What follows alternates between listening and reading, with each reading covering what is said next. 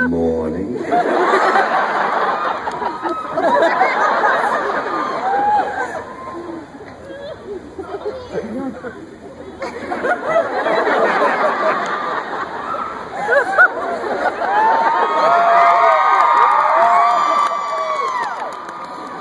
I like it.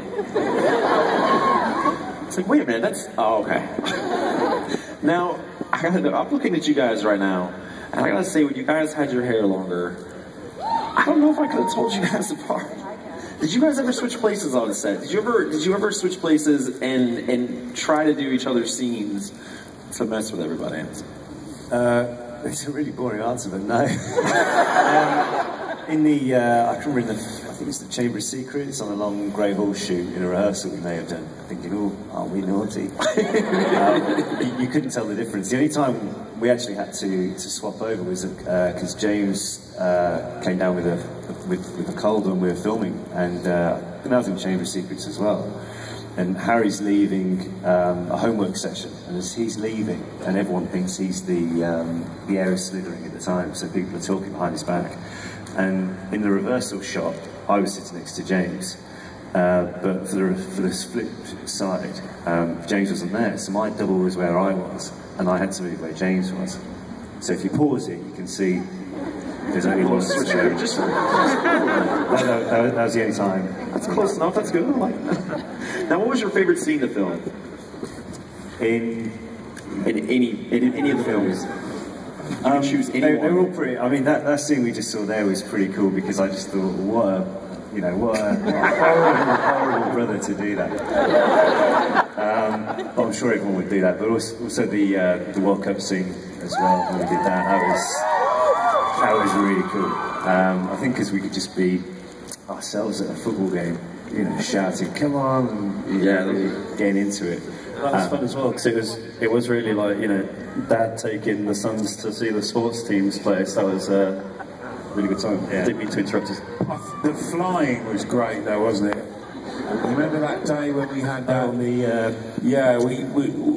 with the curly wire flying, and it's stunt guys on great big steel drums winding it like this. And there's two sets of drums, the drums to take you up and then the drums to take, and it was the length. It's back to those lights behind there, and they wind us up and then whap.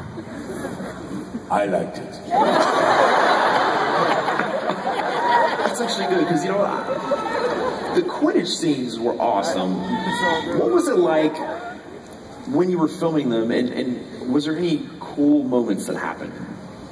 I mean, the main thing with Quidditch is that how the films evolved, so did the filming of Quidditch. Even to the point where we'd start filming on the first film, and it would be a small little bicycle saddle on the broomstick, and then by the end of it, it was this huge, almost like a horse riding saddle. So it became a lot more comfortable. But actually filming it was, it would be on a large track, and you could be anywhere from, you know, a couple of feet to quite high off the ground, and just go for it all around there. And there was some cool parts from that Quidditch sequence. But I mean, I think it's more interesting watching it than it was filming it, because after a while it did get a bit repetitive and everything else, but it was still, I mean, everyone wants to fly, right? So it was a new experience. Can't beat that, man. Now, if you were given the chance to avoid traffic, say you were on the way here, it's too many cars, you're like, listen, I need another option. Would you choose the Nimitz 2000, Apparition, or the Flying Ford Anglia? Which one would you choose? I wouldn't choose a Ford Anglia, mainly because when we're filming,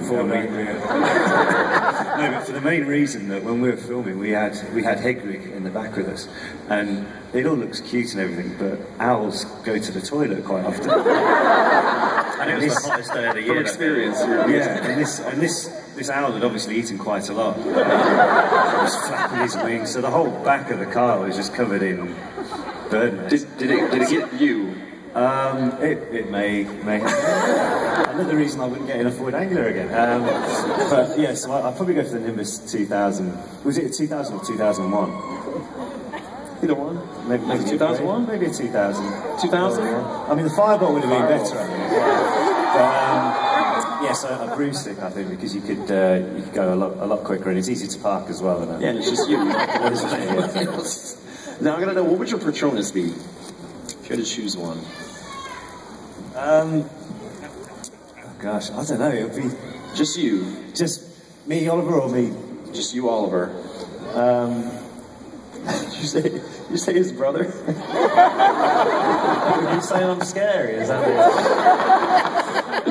It would probably be like a panda. Just like, I like it. Obviously like Harry has on his big stack. I'm a bit chilled back like that, so it'd probably just be Just kind of sits there and just goes, like sitting there with a bamboo stick. Dementia everywhere, and he's just not like super intimidating, but just there, like you know and it's then, there. and then like every now and then you do it, and he'll just be asleep. No, get up and do something. Come on. Alright, Oliver, that's all I got for you, man. Ivana. Let's go ahead and take a look at your clip.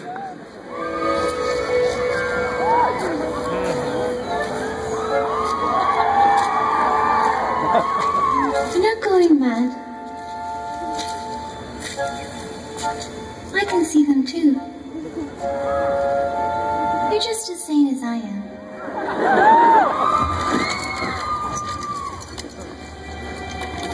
Everyone, this is Luna Lovegood.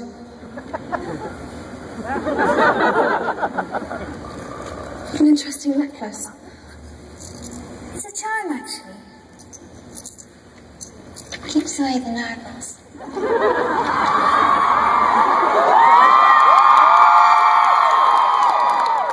It worked. Ivana, I got some questions for you. Now, we've heard that you had a really unique casting experience for the movies. Can you share any of that story with us? Yeah, well, that was, I mean, I would never be where I am today if I hadn't been a huge Harry Potter fan to start with. I think everyone knows that. I don't make it a secret. But yeah, I really, really wanted to play that part. Because I'd read, I started reading them when I was 8, and I knew about Luna's character, and I knew she was coming up, and I was keeping an eye. I was like a big fan of the films already. So I used to go on all the Harry Potter websites, MuggleNet, I should give them a shout out. I used to go on MuggleNet every day just for news, and one day there was an announcement for an open casting for Luna. I was like, that's me, that's my ticket. So, and I lived in Ireland, I'm from Ireland, and it was in London, so I kind of had to beg my parents, and my mum didn't want me to go because I had school, and my dad, who's here, hi Dad, he took me, he said, oh, let's give it a shot, and yeah, so it was a big open audition, basically anyone could go. There was... How many people do you think were there? What? How many people do you think were at that open audition? Well, they said 15,000, but that's a scary number. I think, I don't know. Yeah, they said that. And apparently 3 boys turned up. Fair play. Is it these guys? Yeah, these 2 in wigs. Yeah, and I had that. It was on a Saturday. It was actually January, and Dad actually, he does that every January. Well, he's here, so he didn't do it this time, but he sends me a text. He goes, 6 years ago to this day, and he'll give the whole story. And the moral of that story is make sure you got a good dad. Spoken by a good one. Yeah, and then a week later I had a screen test, and that was it. It happened really fast. It happened within 2 weeks. Now, did you go back and be like, Dad, thank you? Thank you. Yes, I did. Definitely paid off. Out of it too. He always does that. We were walking around. We went to the NASA Space Center the other day, and he still does this. He turns around because we get into places now. Harry Potter just opens doors. He turned around. He said, "Isn't it well he landed that part?" He just so he's doing okay. Now, you have a very special connection with your own character, but other than Luna, which character is your favorite? That's a good question. Probably Dumbledore. Albus, I like it. He's just wise and quirky and has great dress sense. always took a lot. Every time he comes into the books, or like the scene, like in book and movie, you just kind of go, oh, it's gonna be okay now. Dumbledore's here. Except until book 6. Book 6 ruined it, but I don't know. He always made me feel safe, and I trusted him.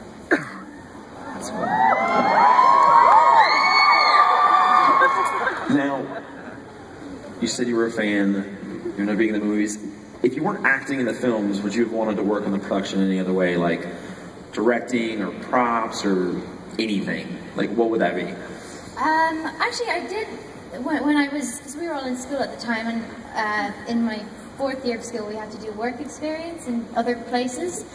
And I mean, I was working on the Harry Potter films, kind of the coolest place to do work experience. So I just, I contacted people. I worked at the makeup department and in the costume department and the art department. But I think I enjoyed the costume most because it was so much fun, and it just felt very, like it was a big part in creating the characters as well. Definitely, like for Luna, I wouldn't feel fully Luna until I put on my horseradishes and the whole shebang, you know. Fully a character. Yeah. Yeah, so it felt very creative and cool. Now, knowing that you had such a huge knowledge of the books beforehand, was there anything that was in the books that you would have loved to have seen made it into the movie that didn't make it in? Any of them? So many things. I was gutted that they cut out Dumbledore's funeral. I actually marched up to the producer's office and I was like, you can have my paycheck. If it's money, just take it. They give Dobby a good send-off. I just felt it broke my heart that he didn't get the funeral. But we'd give him a one tribute. It's not the same, but still. And then I was really sad. Personally, I was sad that I didn't get to do the Quidditch match commentating. Oh yeah. It was so cool, and it was in there at first, and we had the line hat and everything, and it got cut. But yeah, because I was never one in matches, even though it was Quidditch, I kind of nod off a bit. I don't find it that interesting, and I thought, sorry, all so the it was boys. just like football. Sorry. Yeah, but I liked how she commentated it. Very nice. Now, speaking of changes from the pages of screen, now we've talked about Luna and Neville's relationship during the Deathly Hallows. Now, as a fan of the books, how did you feel about that? Do you think that Luna and Neville would have made a good couple? Yeah, that's funny, wasn't it? Matt, you can respond to this too. Be very careful how you answer this. It was a funny one because it was always, and I was always aware of the fan world, the fan fiction world, that because it was one of those things that people always thought of and they kind of wanted to happen, but normally when you change something from the books, change something in the movies from the books, people get very mad. They just they don't like it. It's not canon, it shouldn't be there. But this was one that actually everyone was really happy with. And I think it's just they're both outsiders, they're both kind of, they're weird and proud about it, and it just was nice. And it also kind of fit in the context of the war, because everyone gets married then, because they don't want their brother to die, and that was cute. But I also, like that moment at the end of the film where they both go, it's a bit awkward, it's like, I think Luna's too weird for Neville. But do you think that J.K. couldn't resist matchmaking with her creations? You know, I think that towards the end of it, she couldn't help it. This one, knitting. She was like a mom, matching everybody together at that point. It was quite nice. I think it was, to see those journeys as well. You know, the characters of Neville and Luna come so far from when we first see them to when we see them in the Deathly Hallows Part 2. You know, just that one scene we just saw there. Ivana's sort of introduction to Harry Potter. All the looks that sort of Neville gives her. He just thinks she's the weirdest person of all time. And yet, by Deathly Hallows Part 2, he's crazy for her. So it's I just really liked that whole journey, even if it wasn't canon. I quite liked the way it was. I noticed after it was all decided and the film was made, I don't know, because I'm weird, I still put Harry Potter posters up in my room. One day I was looking at it and I was like, hang on, Luna's totally totally checking Neville out. Everyone else is looking really determined at the camera, and then it's like, check. It happens.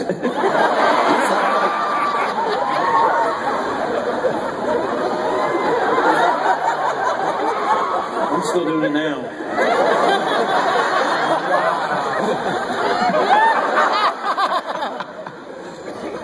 He's getting a little cold down there. He's not feeling any of the heat. Ivana, that's all the questions I have for you. Thank you very much.